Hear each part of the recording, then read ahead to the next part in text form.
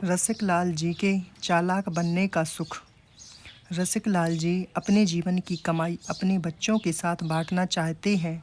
उन्होंने कभी भी अपने बच्चों में कोई भी भेदभाव नहीं किया और हमेशा उनकी इच्छाओं को पूरा करते रहे। रसिक लाल जी की पत्नी सुधा हमेशा उनसे आराम करने को कहती, लेकिन वह हमेशा बात को टाल जाते और कहते कि जो मेहनत वे कर रहे हैं अपने बच्चों के लिए ही तो कर रहे हैं। और धीरे धीरे करके उन्होंने एक नहीं बल्कि दो दो मकान बनवा लिए ताकि उन्हें कभी किसी की कमी महसूस ना हो और उनके बच्चे आराम से उनके बनाए हुए घरों में रह सकें।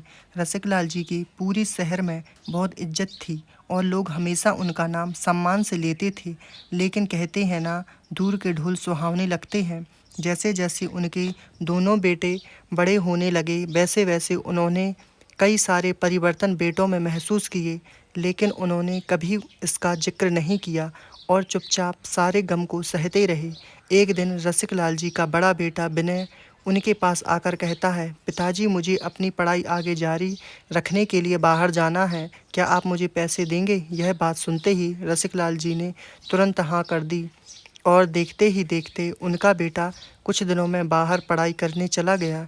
इसी प्रकार से छोटे बेटे सुनील को भी उन्होंने पैसे दिए और जिसके बाद सुनील भी बड़े शहर में जाकर सेटल हो गया।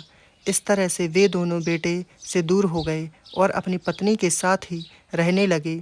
दोनों बेटों के वियोग की वजह से उनकी पत्नी सुधा का बहुत ही जल्द निधन हो गया और अब रसिक लाल जी बिल्कुल अकेले रह गए थे।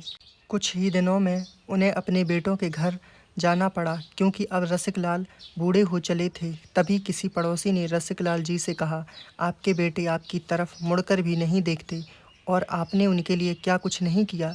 इससे अच्छा तो हमारा बेटा हरिया है जो हमारे साथ ही रहता है। भले ही उसने पढ़ाई ज़्यादा नहीं की, लेकिन अब हमें अपनी सेवा के लिए किसी दूसरे पर निर्भर नहीं रहना पड़ेगा। पड़ोसी की इन बातों से रसिक लाल जी का सीना छलनी हो गया और उनकी आंखों में आंसू आ गए।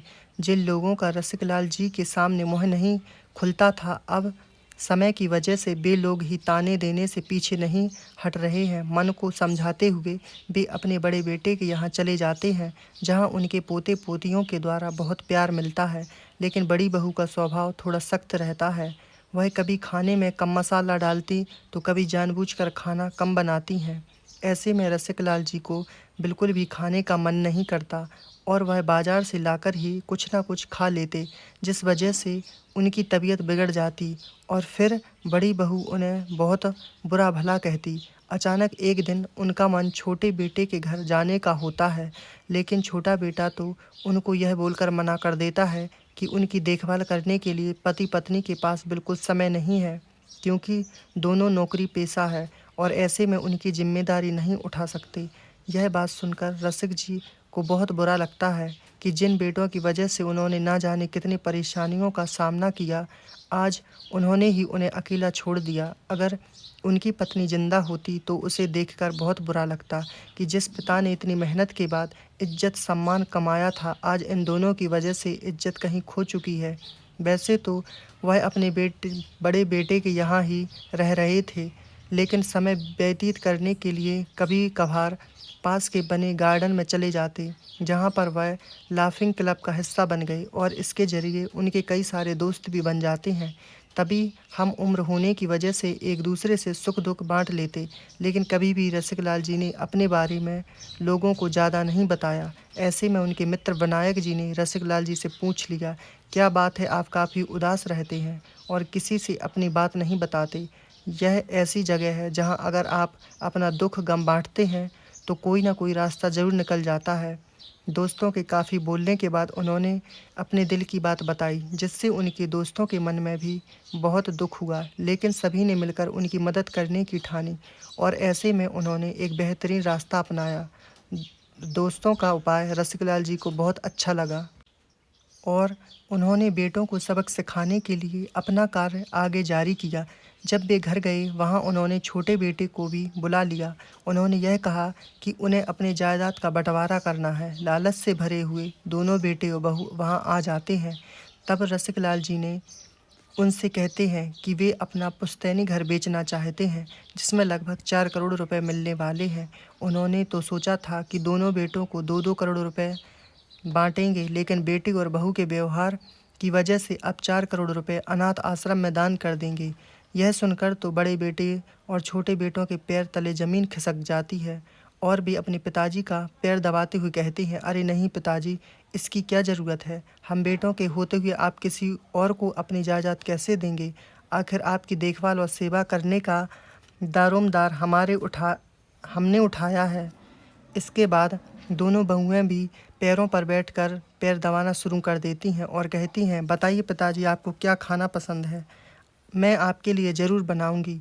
वहीं बड़ी बहू और छोटी बहू दोनों अपनी अपनी पसंद का खाना बनाकर पिताजी के सामने ले आती। यह सब देखकर रसिकलाल जी को बड़ा मज़ा आता है, क्योंकि कल तक जब वे परेशान हो रहे थे तब इन लोगों को कोई फ़र्क नहीं पड़ा, लेकिन जैसे ही पैसों की बात आई तो इन लोगों ने हाथ पैर जोड़ने शुरू कर दिए।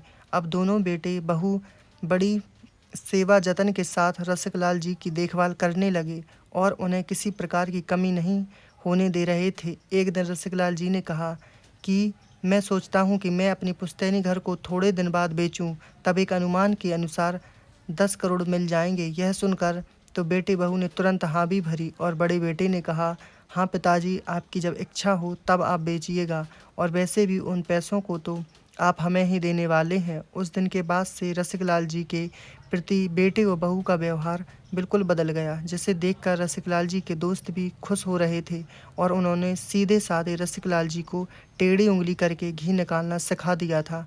पैसों की लालच में बेटे बहू ने उनकी बहुत ज़्यादा सेवा जतन की, जिसकी वजह से अब बेटे बहू की आदत भी पिता का ख्याल रखने की हो चुकी थी और वह भी पिता को पर्याप्त मान सम्मान देने लगे थे, जिसकी इच्छा उन्हें बहुत दिनों से थी। अब रसिकलाल जी अपनी पत्नी सुधा की फ़ोटो के सामने खड़े होकर उसे याद करते और कहते, अगर आज सुधा उनके साथ होती तो जीवन का नज़रिया कुछ और होता, और उनकी आंखों में आंसू आ जाते हैं।